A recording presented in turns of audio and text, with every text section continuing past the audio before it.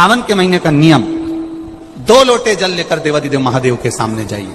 यहां अशोक सुंदरी वाली जगह से दोनों धार एक साथ चढ़ाना प्रारंभ करिए और करते करते वो धार शंकर भगवान के शिवलिंग पर ले जाकर छोड़ दीजिए। ये सावन के महीने के अगर आपने मात्र 7 दिन भी लगातार अगर ये धार आपने चढ़ा ली है तो देवादिदेव महादेव की कृपा से 3-4 महीने में सूचना आपको प्राप्त हो जाए। सती में और पार्वती में एक अंतर भारी है। सती मां धनवान है और पार्वती मैया गुणवान है।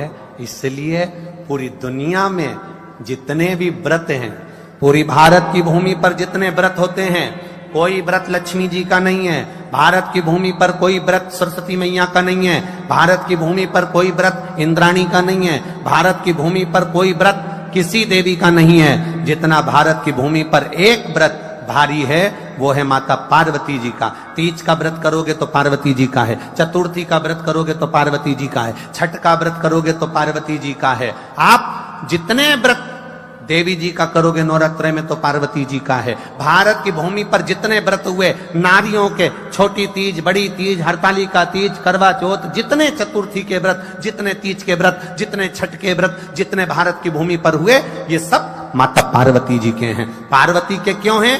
क्योंकि धनवान और गुणवान में अंतर है। मां पार्वती गुणवान है, इसलिए माताएं उनके व्रत कर कर अपने अंदर भी वो गुण उत्पन्न करना चाहती हैं कि हम भी ऐसा तप करें, हम भी ऐसी साधना करें। हे माता पार्वती, जैसे आपका अखंड सौभाग्य है, हे मां जगत जननी, हमारा भी मांग में अखंड सौभाग्य रहे। जैसे आपके चूड़े अमर हैं, हे मां हमारे हाथ में भी चूड़े अमर हो। हे मां जैसे आपके भाल की बिंदी अमर है, मां मेरे भाल की बिंदी भी अमर हो।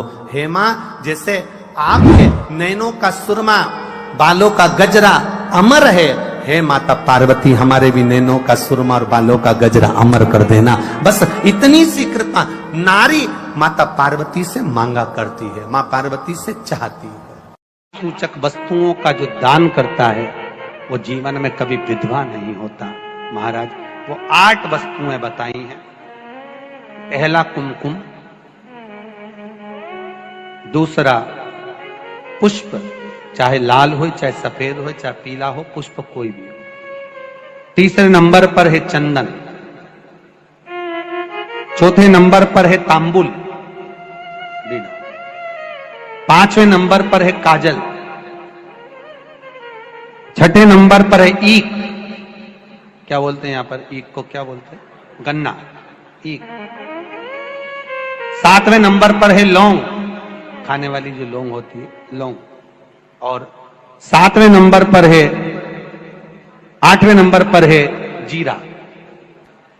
कहते हैं चैत्र महीने की तृतीया तिथि को बिना नमक का भोजन कर कर, सुबह बिना नमक का भोजन करें, एक समय फलाहार करें बिना नमक का, और तुलादान के बराबर एक पलड़े में अपन बैठकर 8 वस्तुएं तुला की रख कर जो दान दे देता है वो नारी कभी विधवा होकर नहीं जाती। 7 जन्म तक अखंड सौभाग्यवती रहती है। अखंड सौभाग्य कार्य करेंगी तो भी सौभाग्य की सामग्री देंगी। सौभाग्य की सामग्री का दान क्यों किया जाता है? सौभाग्य सूचक वस्तुओं का दान क्यों किया जाए? सौभाग्य की वस्तुएं क्यों प्रदान करी जाती है, क्यों दी जाती है? उसका कारण क्या है?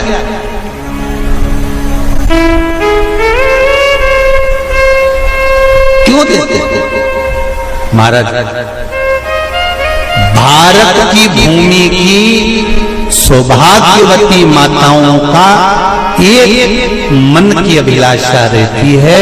भारत की भूमि की माताओं की एक अभिलाषा रहती है कि जब उसके प्राण छूटे तो अखंड सौभाग्य धारण करके पति के कंधे पर और पुत्र के कंधे पर संसार।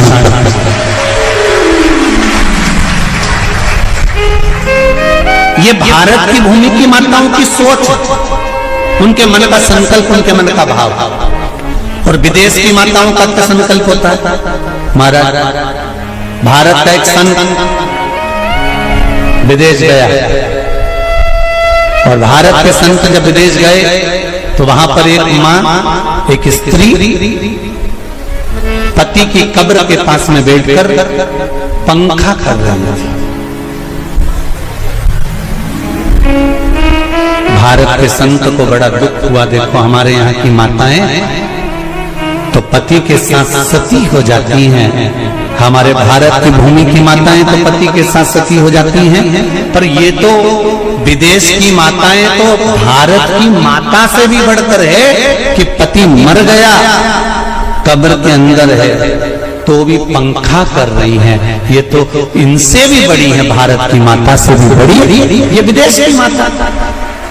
तो भारत के संत से रहा नहीं गया और भारत के संत ने जाकर पूछ लिया विदेश की माता से, माँ जी एक बात बताओ, हमारे यहाँ पति के साथ पत्नी सती हो जाती है, वो प्रथम गिनती में आती है, पर तुम तो उससे भी बड़ी हो कि पति मर गया उसके बाद भी उसकी कब्र को पंखा कर रही हो।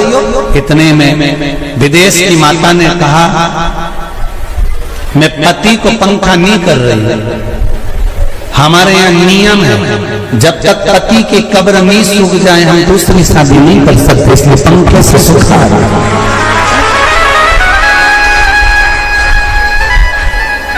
इसलिए पंखे से सुखा रही है। मेरे भारत की माताओं में और विदेश की माताओं में अंतर है सर।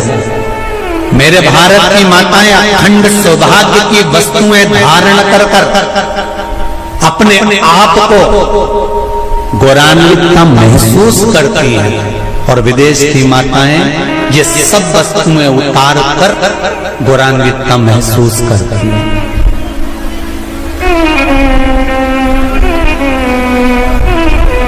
क्यों देते हैं चूड़ी का दान, क्यों देते हैं बिंदी का दान, क्यों देते हैं अखंड सौभाग्य का दान? किस महाराज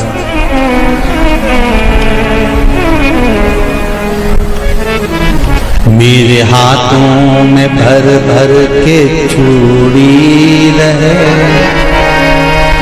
मेरे हाथों में भर भर के चूड़ी और मैया कोई कामना,